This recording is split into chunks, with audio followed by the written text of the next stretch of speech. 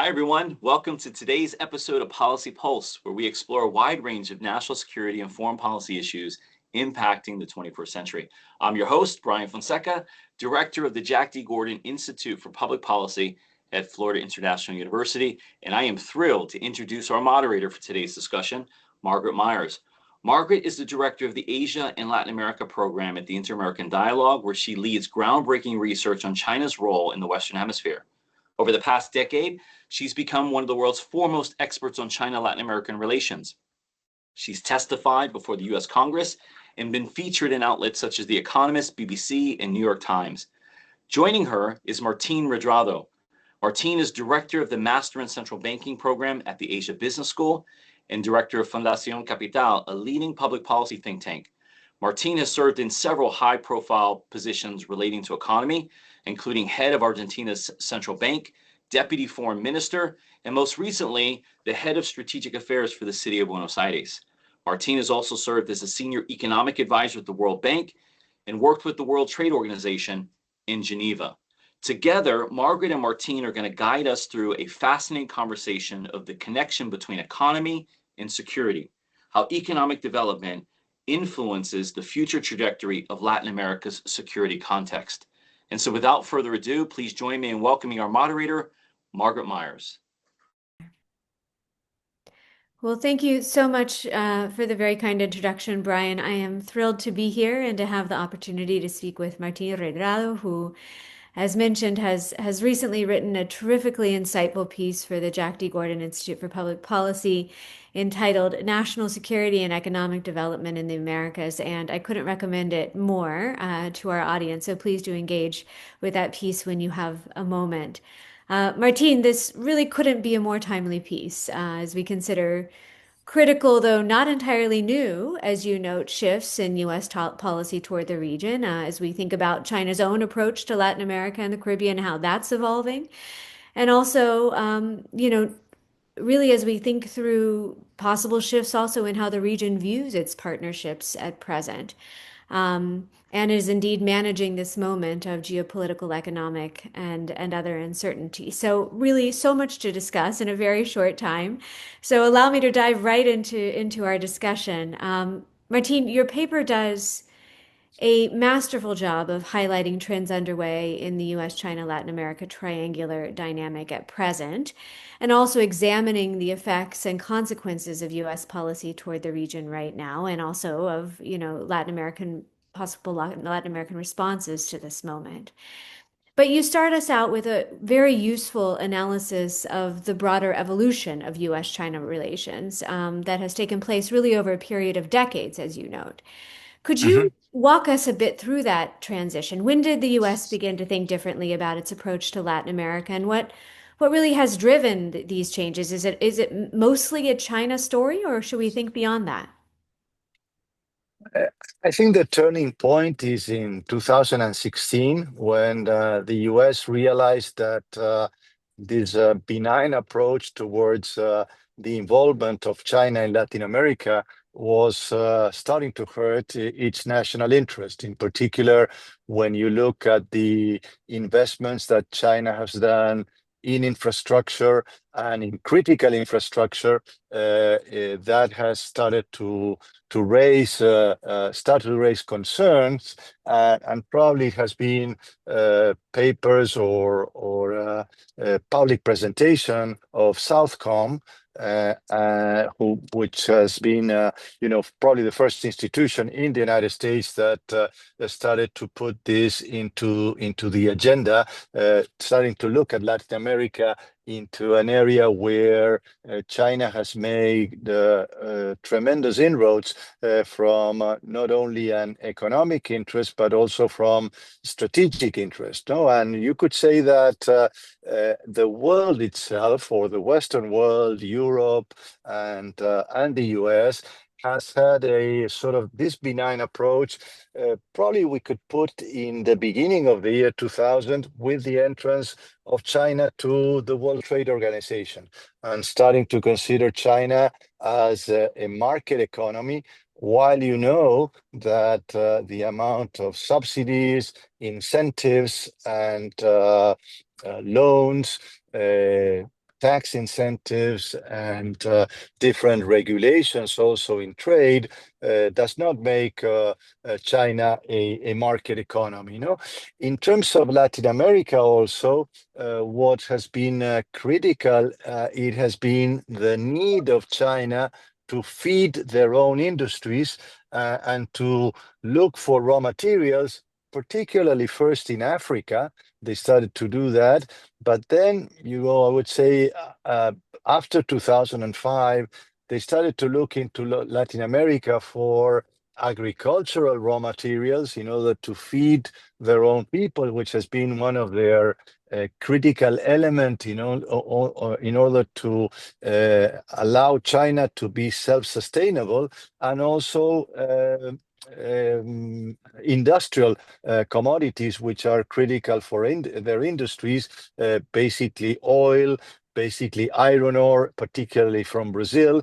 And then there is another point, which is the US and the rest of Latin American countries allowing China to enter the Inter-American Development Bank as a shareholder in March of 2009 in the annual meeting of the IDB in Medellin, in Colombia. And actually, in that meeting, also I signed as governor of the Central Bank of Argentina the first swap of the People's Bank of China with a Latin American country. At that point also, let me put you in perspective, the world has gone through the world financial crisis, so the global financial crisis, which was really a test in the case of Argentina, which, as you know, has been a country that has been under always financial stress in the last decades. We were able, because of a sound monetary policy, to go through the global financial crisis with no stress on our economy, on our main financial variables, particularly the exchange rate. And so at that point, the US had certain swap agreements with different countries. And something that I never told on the record, but this would be an appropriate opportunity, that I had a great relationship, personal, with Chairman Bernanke. At that point, we worked together in the G20. But unfortunately, at that time, although we rated very highly as a central bank among the G20s, the possibility of doing a swap with the US was not possible. Although we chatted informally about that, while the US did give currency swaps to countries like Mexico, for example, South Korea. So for us, it was a second option to have a swap with the People's Bank of China in 2009. So those are WTO, the need for raw materials, so to start trading with Latin American countries, coming into the Inter-American Development Bank. Those were sort of highlights where you saw sort of an amicable approach from the US towards China's involvement in Latin America. After a series of critical investments that China did, and the increasing dependence that Latin America had on China, really started to raise concerns. And after 2016, I would say, was the turning point where the US started to see in their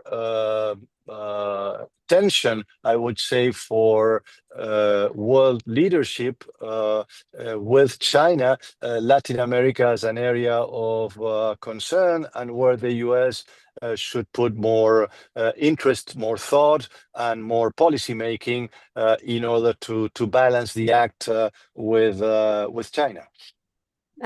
Yeah, I mean, it's fascinating. You highlight, on the one hand, a considerable degree of continuity in Chinese interest in the Yeah, region. We're still seeing interest, right, in natural resource acquisition, still is seeing interest in finding new markets for Chinese exports, still China looking to be competitive in certain industries across the region through targeted investment and other mechanisms. All of that's been happening for a number of decades, and yet we see this really fundamental shift. And I'm so happy you told the story about, the entrance into the Inter-American Development Bank. That was a very yeah, different moment in time. It was welcomed, right? And it was welcome. Yeah, and there was a real sense that China could contribute in a positive way to the Latin American development agenda.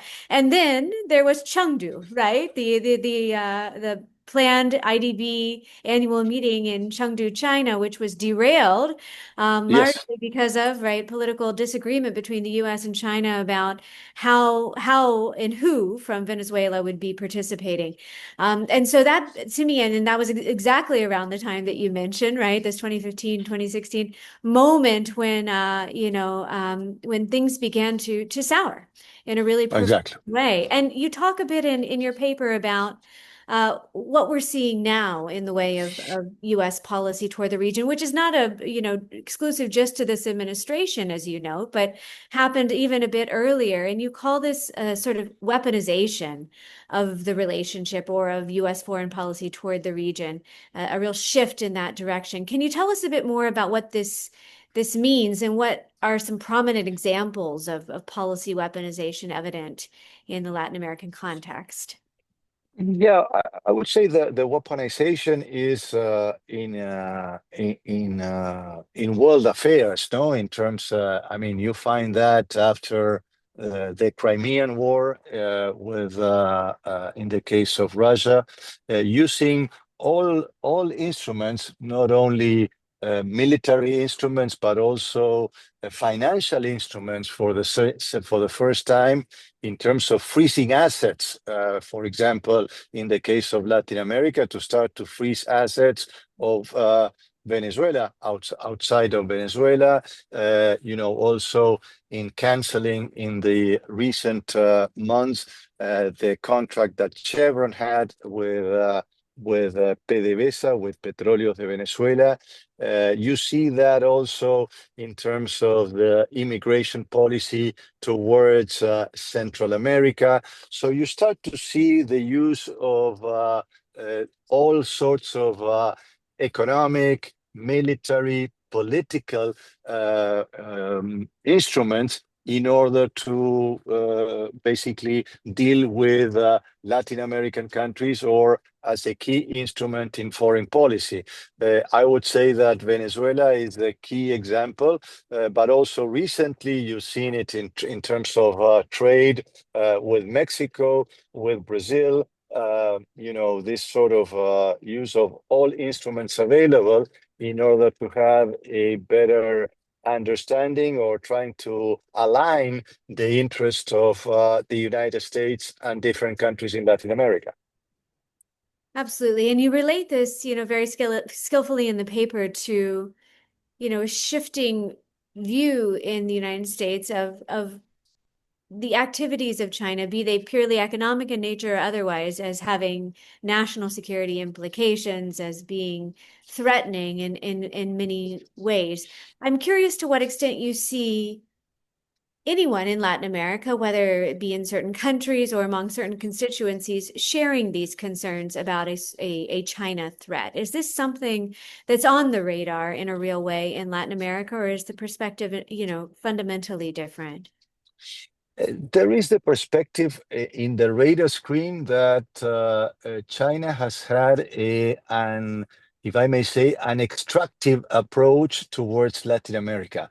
An extractive in terms, what I mean in basically extracting raw materials and not leaving any value added in terms of moving along the value added chain, the chain of supply, which is basically moving from raw materials into more the manufacturing phase, or the first phases of manufacturing, for example, from soybean in order to basically move into soybean oil, and to soybean oil with a trademark, that has specific characteristics that differentiate the product, and not just selling the soybean, the raw soybean, to China to be industrialized in China. So the approach, the same has happened with oil in terms of extracting oil from Venezuela, from Ecuador, and also in the case of Peru, raw materials, in the case also of Brazil. But basically, in the case of Brazil, it has become, as you are aware, the main trading partner. So there is an awareness in Latin America that the Chinese approach has been basically extracting raw materials and not leaving value for Latin American countries. And that's the point that clearly it should be taken into consideration by the United States in its new approach towards Latin America, and seeing that in the possibility of an increasing conflict with China in any sort of capacity that it may happen, that generating common interest. And I think probably the most, if I may say, the most important contribution that my paper is doing to policy making is how to make the interaction between US national security interest worldwide, and particularly in the increasing conflict or tension that the US has with China, with the needs of national development, on economic development that Latin America has. As you know, we are still a region with a very uneven distribution of income and an increasing need for economic development. Although most of the countries have done a good headways in terms of macroeconomic stability, you don't have the typical financial crisis that we had before in previous decades. You have sound fiscal policies, you have sound monetary policies, with some exceptions, but most of Latin American countries with independent central banks. However, growth is still being very much dependent on commodity prices. And therefore, that is where we could see common interest for the US in terms of specific areas where the US can contribute to economic development in our region, and also, obviously, as a quid pro quo, Latin American countries which want to go that route also coincide in the national security interest of the US. So coming back to your question, yes, there is an awareness that the involvement in China within the countries in Latin America has been more not balanced towards economic development in our region, has been, as I said, more extractive. However, obviously, some countries like Brazil have been able to have a trade surplus with China, and that has allowed them to have more foreign exchange and more stability in terms of the exchange rate. Also, you've seen in Mexico the increase of almost tripling in the last years the trade with China. And I think one of the key elements that the US has put on the table in the renegotiation of the USMCA is that China has been using Mexico sort of as a way to enter in with differential tariffs into the United States. And that's why there is going to be a very interesting negotiation from now until July of next year. But bottom line, I would say, yes, there is a concern, but so far the fact that it has brought mainly to most Latin American countries trade surpluses, most countries have not seen that threat as meaningful so far. But yes, when you deal with the academic community, also when you deal with key businessmen, and also I wouldn't say not so much in the political sphere of Latin America, but there is a sense that, as I said at the beginning of my answer, the trade with China has been more beneficial to feed the needs of China rather than to feed the need of economic development that our countries have.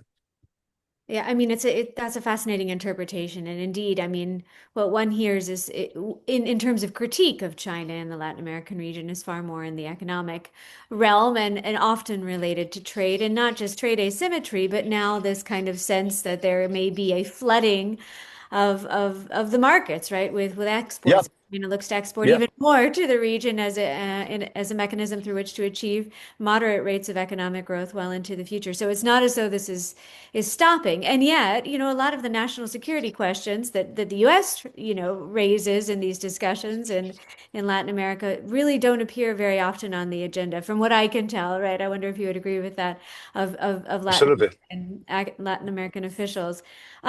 It's of course, there it's so I mean all of this to say that it's not always, China isn't viewed as necessarily perhaps the white knight, that it was maybe even a couple of decades ago, is coming to the rescue at all moments and as being entirely positive in terms of its contributions to the region. At the same time, this weaponization of U.S. policy and relations toward the region will also have some effects on views of the United States in that particular dynamic. How do you see, Latin American countries, Argentina or others, right, viewing U.S. policy at this juncture, and how do they perceive themselves being able to navigate this space? Is there a good answer for them? Well, the United States has not set forth a specific policy towards Latin America. No, yesterday, I published a couple of days ago an article of what I call geoeconomics and the opportunity for Argentina in particular. No, but I use this framework of geoeconomics in any speech or presentation that I have to give to policymakers within Latin America. No, yesterday I was interviewed in CNN by a very good journalist in Latin America, and he said to me, "Well, Martin, but this concept is not well displayed by the United States. The concept that there are certain specific interests that, for the first time, and what I'm making it public, the U.S. is willing." To use different tools that it has in order to bring financing for development in Latin American countries. And as you see in the last part of my paper, I mentioned specifically that so far the US has not used its muscle in the IDB in terms, for example, of financing critical physical and digital infrastructure that our continent needs in order to be integrated. But what I'm very supportive and also in my work in the private sector, I have seen the Development Finance Corporation being or starting to be very active in 4 critical areas. And very active, what I mean is a new twist with the Trump administration in order to start financing for the first time, try to mirror the Belt Initiative that China has, but with an instrument of the US government. And what I see now is that they are really looking at specific projects in 4 areas and specifically to finance them. And that is something that is new, but unfortunately, it has not been laid out by the administration so that policymakers in Latin America can understand. These 4 areas are investment in critical infrastructure. What I mean is basically ports that could be critical or areas that could be critical. They are looking, for example, very critically at ports in the southern tip of Latin America, which clearly has a strategic vision of monitoring the South Atlantic and monitoring Antarctica, the Antarctic region. The other is critical minerals. the other is energy, and the other is supply chains. The concept of how the US can view suppliers from Latin America that are more reliable than the one you get from East Asia, particularly from China, but from other countries. And there hasn't been sort of as I said, a specification or an explanation of this policy.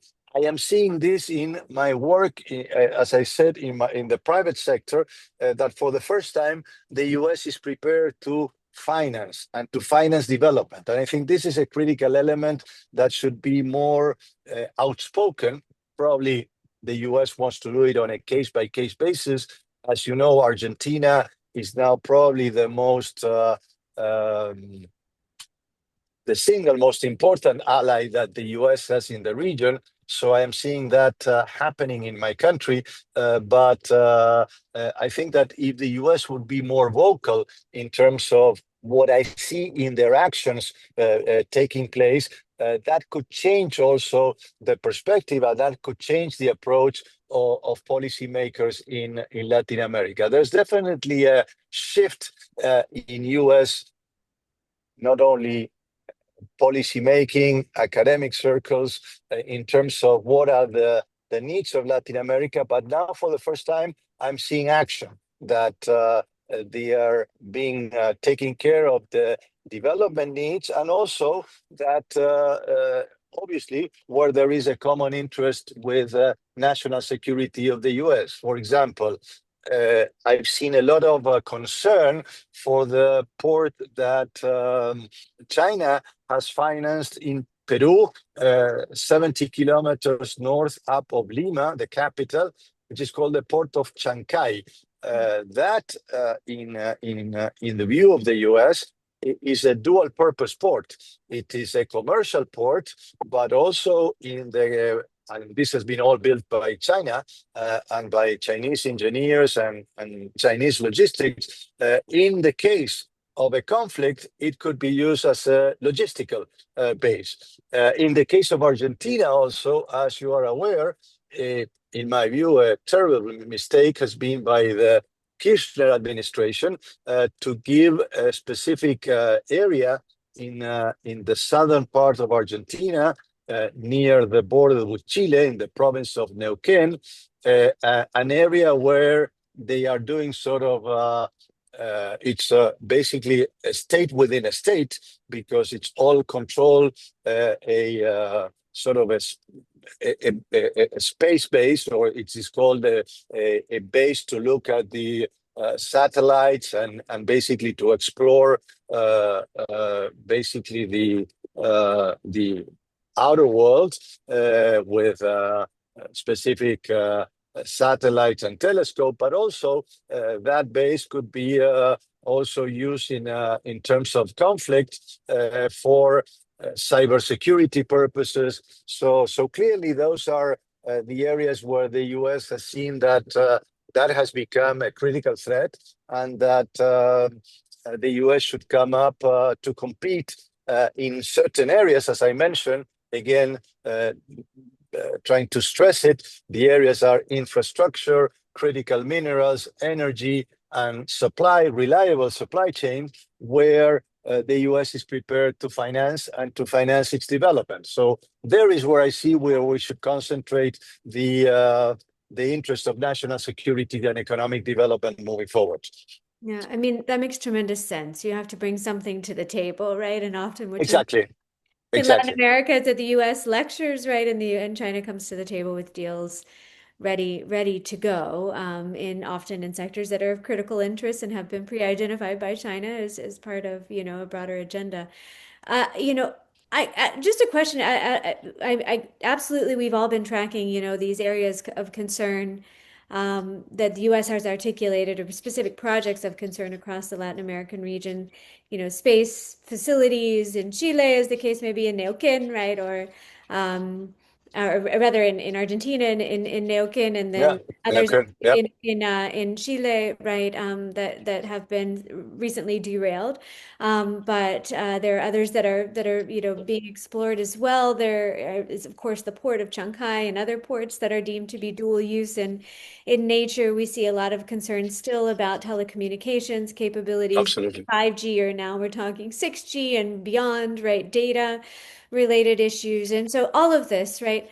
But and there's a sense, I think, still that the US has considerable leverage over countries to influence the outcomes of these projects and deals. And indeed there have been some examples in which these deals have been halted or canceled altogether as a result of US engagement on these issues. Hmm. But Hmm. how long can, I mean, absent the sort of agenda that you've set forth, right? One in which the Development Finance Corporation brings finance to bear in support of investment in these critical sectors that have been identified, or leveraging the Inter-American Development Bank and its in partnership with the U.S. government to achieve certain development related and other objectives, again, in areas of critical interest, be it, energy related, critical minerals related, or otherwise. If that doesn't happen, how much leverage will the U.S. have? Is this a short-term thing? Can we think of it that way? Or do you imagine that the U.S. can continue on this current trajectory of sticks-only engagement, aside from obviously in the case of Argentina, where there's been a massive effort to extend some credit? But I mean, is this something that's sustainable, this current policy, weaponized policy?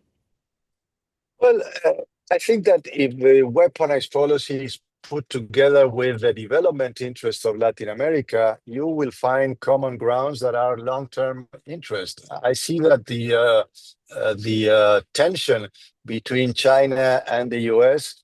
Goes beyond the boundaries that you have in the two parties representing Congress. There is a common uh, concept that China is a threat towards U.S. Worldwide.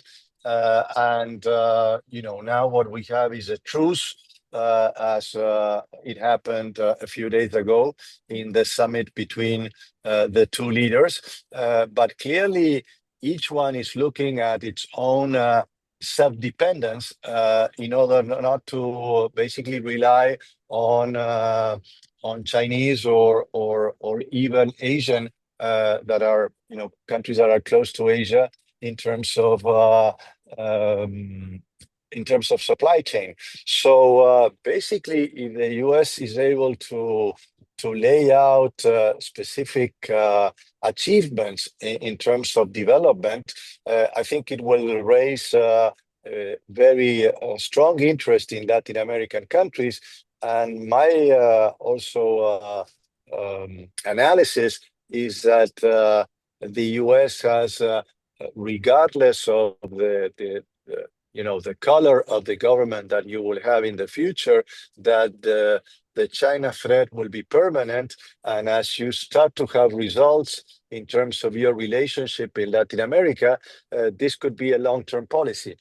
But again, I think it has to be better explained. What I'm seeing in practice is a new approach of the US towards Latin America, again, taking into consideration the need of development that our countries have.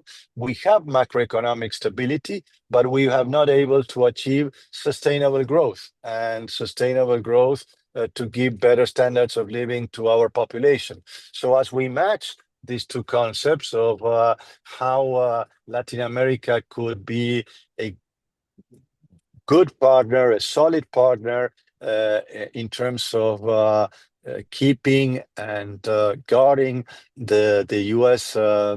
National security interest, and the U.S. looks for the development needs that Latin America has. This could be a long and sustainable policy. Yes, I mean that's a tremendous point, and also, I mean, it's part of the work that needs to be done here in the United States, right, to communicate the enormous value of the region and of Yeah. hemispheric dynamic and hemispheric affairs and achieving wide-ranging objectives, be they security-related or And as I'm sort of also a very goal-oriented policymaker. No, as you find that you have specific examples where these goals have been achieved and have benefit both sides, then there will be more interest from other countries. And as you see, also we have elections in the next years. Well, in the next days in Chile. We've had an election in Bolivia, which has been also a turning point. You have next year also in Colombia, which has been, well, really a very strong setback, what has happened to the Colombian people in the last 4 years. You have an election in Brazil also next October. Again, Venezuela is a question mark about what happened, but there you have clearly a failed or a rogue state. So clearly there is an opportunity for change. Obviously, another part of Latin America is Mexico and how the US finally deals with USMCA. I think clearly that the US has a strong point in terms of the negotiation and how it started the negotiations in terms of the rules of origin. What we call is what percentage of the goods that are imported from Mexico are really produced at least by 70% that are used by Mexican workers, by Mexican raw materials, by Mexican processing and manufacturing, and not using China or other countries in Asia as a platform to come to the US. As you may be aware, Mexico, preparing for these negotiations, has established tariffs of 470 products or lines of products, particularly from countries that don't have free trade agreement with Mexico, and basically targeting to three countries, China, South Korea, and India,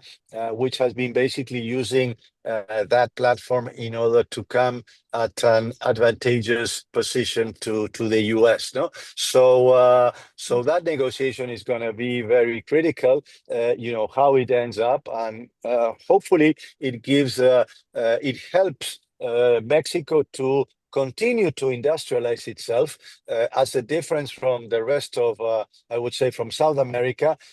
Mexico has taken advantage since NAFTA to become a more industrialized country. But clearly in the last years, what you have seen, as I said before, is China and other countries taking advantage of their investments or their trade with Mexico in order to come to the US. And US officials have become very aware of this, and Mexico has started to take note. And I think it's a good start what they've done in terms of using these trade tariffs that have to be approved by Congress, but clearly understanding that trade has to be used as a tool for economic development for our countries in Latin America to bring more value added, and hopefully the result of the new renegotiation of the USMCA would come along that way, would be another example of how trade investment could help national security interest in the US, that is basically having reliable supply chain and not depending on the supply chain from China, and also helping economic development within Mexico and other countries in the region. Absolutely. And I mean, this is a perfect pivot, I think, to a discussion of the policy options available to Latin American countries. Mexico's taken a particular approach, but this diversification of partnerships, of trade partners, of economic partners is something that we're seeing in other parts of the region. Could you tell us a little bit about the range of options that are available to Latin American countries at this juncture as they look to navigate US-China competition and wide-ranging other challenges? What are they doing? How are they thinking about it? And are we seeing different approaches in different parts of the region? Yes, there is this idea that it has to be China or the US, no? And policymakers, I see this continuous discussion. If we are aligned with the US, we cannot do anything else with China. My view is that, there could be, a strict alignment with the US, but there are certain areas where China, doesn't hurt US security and national interest, for example, in trade.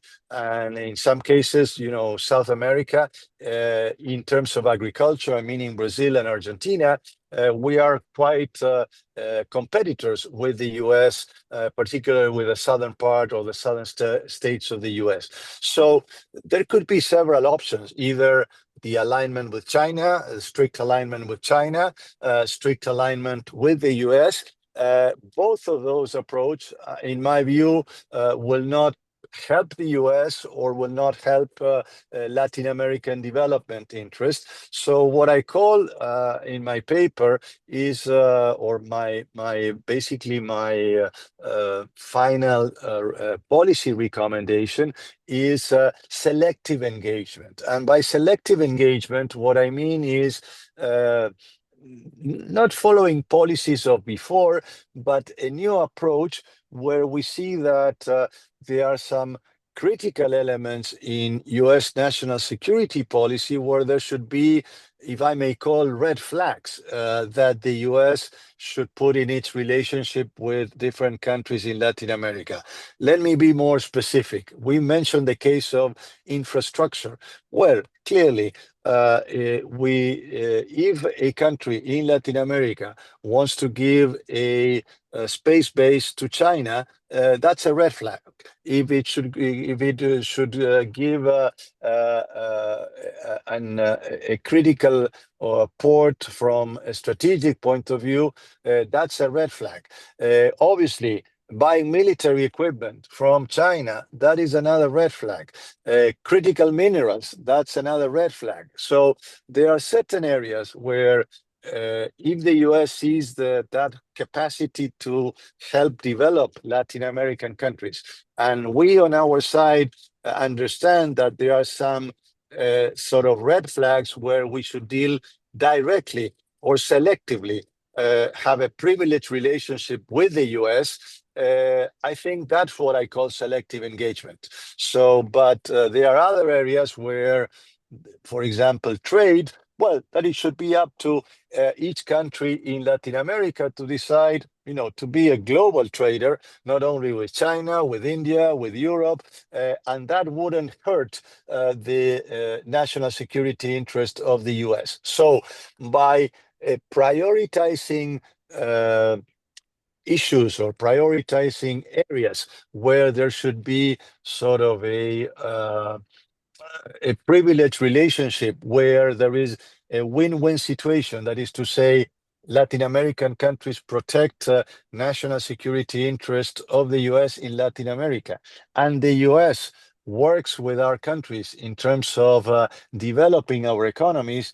That's where I call that there should be sort of in these areas, as I probably will mention the same areas that have been highlighted by the FC, that is infrastructure, critical supply chains, critical minerals, and energy.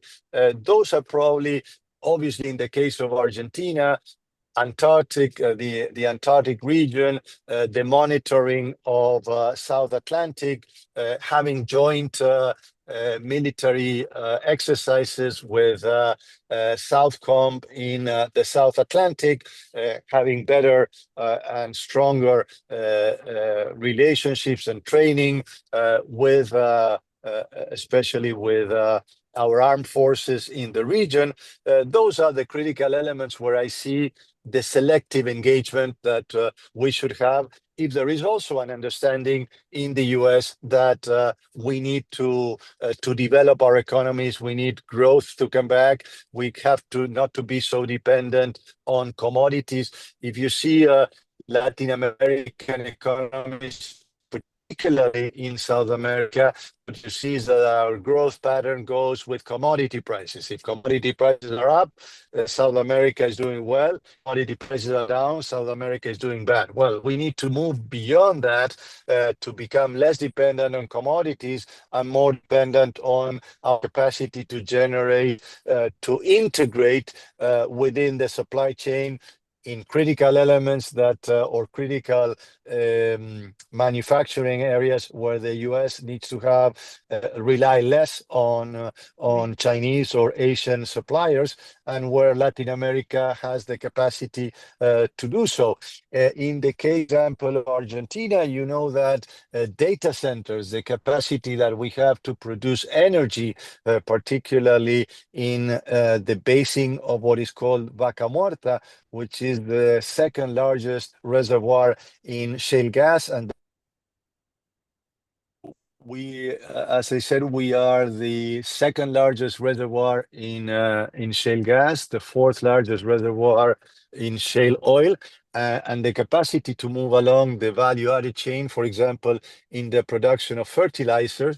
Well, that is a specific example where we could find strategic interest of energy development, of the creation of data centers. We've seen lately an interest of in open AI from Altman announcing investments in Patagonia, where the climate and the capacity to produce energy creates a common interest between the US and Argentina. Well, those are the strategic areas where I think there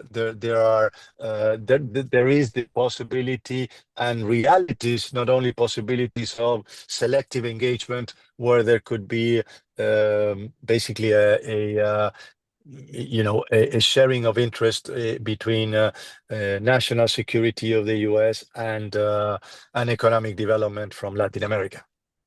Absolutely. And I think, this notion of selective engagement is an enormously helpful framework, not only for the United States, right, but also for Latin America. Latin American governments, policymakers, as they think through opportunities for engagement without the risk of overstretch or overreach, as you mentioned in your paper. We're coming to the end of our time together, but I would be remiss if I weren't to ask you for maybe a one or two sentence prognosis on future U.S. Argentina relations. Where do you see things heading in the sort of Trump-Milei relationship in the next few weeks or months? The U.S. administration has been given at a time of financial turmoil.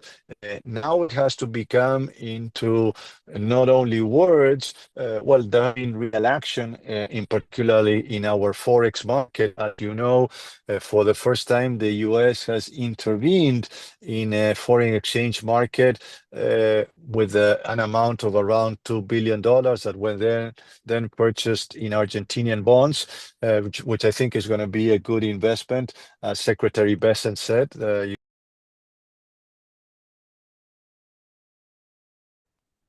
in the next weeks or months, it would be critical to see the implementation of this currency swap and how Argentina regain access to the world financial markets as any normal country does. And then, of course, moving in other critical elements, as I mentioned in my previous questions, in the previous answers, I'm sorry, in terms of where are the national security interests of the U.S., particularly Argentina, and how we could help move along in terms of the needs that Argentina has. Well, thank you, Martin. Certainly, much to be determined, right? And we'll all be watching that relationship very closely in the coming weeks and months and years, for that matter. Well, thank you. I can't thank you Absolutely. for this terrific discussion. It's been enormously insightful. There's so much to cover in this triangular dynamic, and certainly many ongoing developments that we'll need to be monitoring and understanding as things evolve and as the various countries involved uh, approach the question differently and apply wide-ranging different policy options in support of their own interests. So thank you so very much for this engaging discussion. We all look forward to reading in even more depth the paper that you've produced, as well as geoeconomics and the opportunity for Argentina, which you highlighted as a recent publication as well. And with that, I'll turn things back to Brian. Thank you so much again. Thanks, Margaret. And that wraps up today's discussion. A big thank you to our moderator, Margaret Myers, and of course, our special guest, Martin Redrado, for their invaluable insight and expertise. I'd also like to take a moment to highlight FIU's upcoming annual Hemispheric Security Conference taking place right here in Miami, April 28th and 29th.